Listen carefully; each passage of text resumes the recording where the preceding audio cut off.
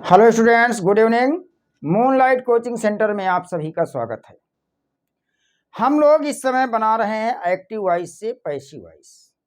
देख रहे हैं कि मॉडल्स वाले सेंटेंसेज का एक्टिव वॉइस से पैसिव वॉइस में किस प्रकार परिवर्तन किया जाता है। तो देखिए, एक्टिव वॉइस में सबसे पहले क्या मिलेगा? सब्जेक्ट। सब्जेक्ट के बाद क्या मिलेगा? मॉडल्स। मॉडल्स के बाद हैव के बाद वर्ब की थर्ड फॉर्म, उसके बाद ऑब्जेक्ट। मॉडल्स के रूप में कौन कौन आता है? Shall, should, will, would, can, could, may, might, must, ought, to. अब जब हम इसका पैसिव बनाएंगे तो ऑब्जेक्ट को क्या बना दिया? सब्जेक्ट। जो भी मॉडल्स है उसी मॉडल्स को रख देंगे, सिर्फ परिवर्तन होता है तो शैल और विल में।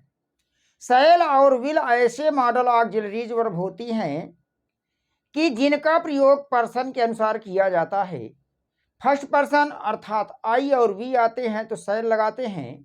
सेकंड और थर्ड पर्सन आते हैं अर्थात यू, ही, सी, इट, दे या किसी व्यक्ति का नाम, तो ऐसी स्थिति में जो है विल लगाते हैं। बाकी कोई मॉडल्स है उसको यहीं रख देंगे। हैव है हैव कर देंगे, बीन जोड़ देंगे, थर्ड फॉर्म है थर्ड फॉर्म कर देंगे, सब्जेक्ट को ऑब्जेक्ट बनाएंगे और उसके पहले बाई लगाएंगे। आइए कुछ एग्जाम्पल्स के माध्यम से समझते हैं कि एक्टिव वॉइस से पैसिव वॉइस में किस प्रकार परिवर्तन किया जाएगा। तो आइए एक्टिव वॉइस में एक सेंटेंस लेते हैं।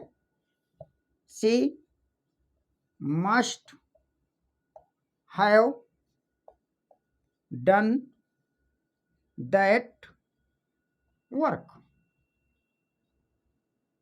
ये आपका एक्टिव वॉइस का सेंटेंस आ चुका है। कहा कि इसका पैसिव वॉइस में परिवर्तन कर दीजिए। तो चलिए बनाते हैं पैसिव। सबसे पहले ऑब्जेक्ट को सब्जेक्ट बनाइए, दैट वर्क। मॉडल के रूप में मस्ट आया है, मस्ट कर दीजिए। हैव है हैव रख दीजिए। बीन जोड़ दीजिए। डन है डन कर दीजिए। और सी का ऑब्जेक्ट हर होता है, उसके पहले बाई लगा दीजिए, by her. That work must have been done by her. ये आपका पैसिव वॉइस बन गया। चलिए नेक्स्ट देखते हैं। एक्टिव वॉइस में नेक्स्ट सेंटेंस लेते हैं। चलिए देखते हैं जो है, we ought to have loved our neighbors।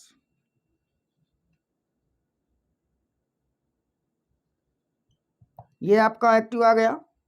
कहा इसका पैसिव में परिवर्तन कर दीजिए।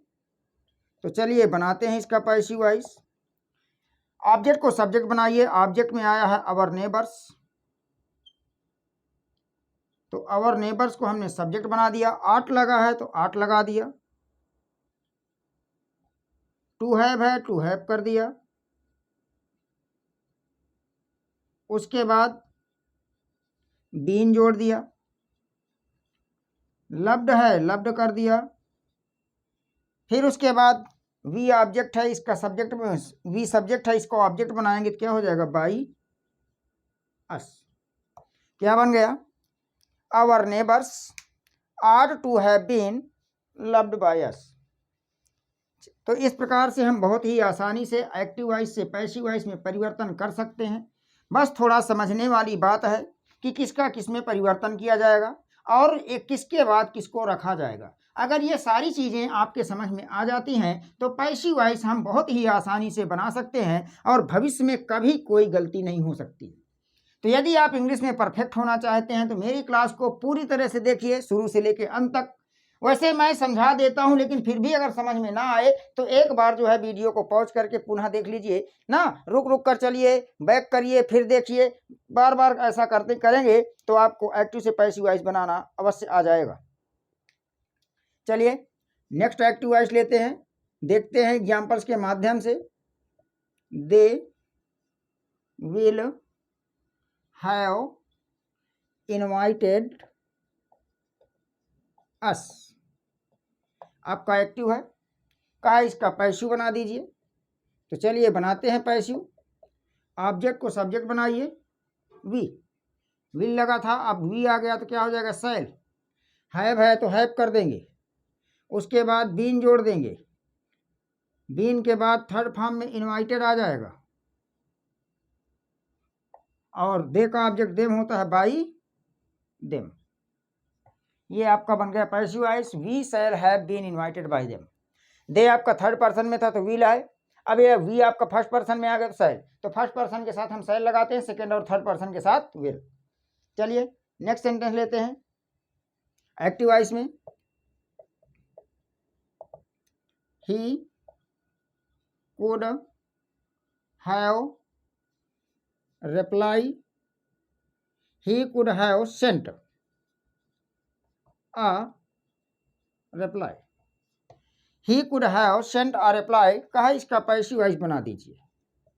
तो चलिए बनाते हैं पैसिव। a reply को सब्जेक्ट बना दीजिए, could लगा है could लगा दीजिए, have है have कर दीजिए, been जोड़ दीजिए, sent का पास्ट पार्टिसिपल sent ही होता है, he का ऑब्जेक्ट him होता है, उसके पहले by लगा दीजिए। क्या बन जाएगा? a reply could have been sent by him। Next sentence लेते हैं, इसके माध्यम से देखते हैं एक्टिव वॉइस में क्या है आपका sentence. They must have broken the window. Active आ गया, कहा कि इसका पैसिव बना दीजिए। तो चलिए बनाते हैं इसका पैसिव। ऑब्जेक्ट को सब्जेक्ट बनाइए, द विंडो, मस्ट लगा है मस्ट लगाइए, हैव आया है हैव कर दीजिए, उसके बाद बीन जोड़ दीजिए, ब्रोकन को ब्रोकन ही रहने दीजिए, पास्ट पार्टिसिपल यही होता है, दे का ऑब्जेक्ट देम होता है, उसके पहले बाई लगा दीजिए, बाई देम। क्या बन जाएगा? The window must have been broken by them. चलिए नेक्स्ट लेते हैं एक्टिव वॉइस में।